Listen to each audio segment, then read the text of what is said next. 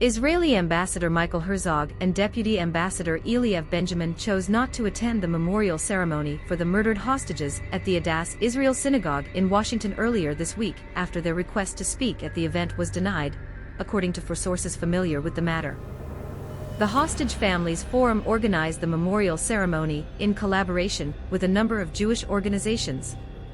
At Tuesday's event, several relatives of the murdered hostages spoke, along with Doug Emhoff, husband of U.S. Vice President Kamala Harris.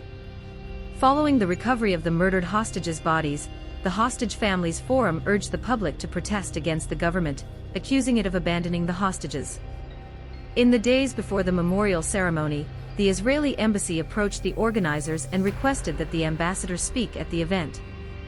Families not interested in having representatives of the government speak, the organizers refused, clarifying that the families were not interested in having representatives of the Israeli government speak at the ceremony, according to the sources.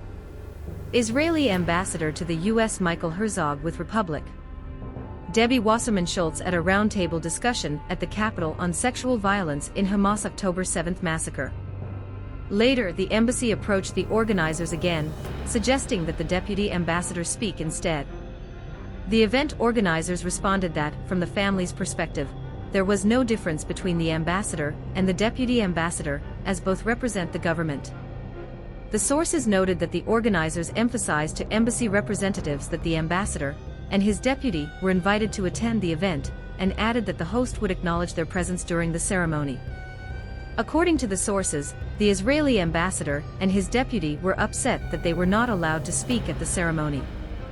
The deputy ambassador informed the organizers that he and Ambassador Herzog would not be able to attend under these conditions, effectively boycotting the event. Stay updated with the latest news. Subscribe to the Jerusalem Post newsletter. Subscribe now. The Israeli embassy in Washington confirmed that Ambassador Michael Herzog and Deputy Ambassador Eliev Benjamin did not attend the ceremony, but noted that the embassy was represented by several other Israeli diplomats.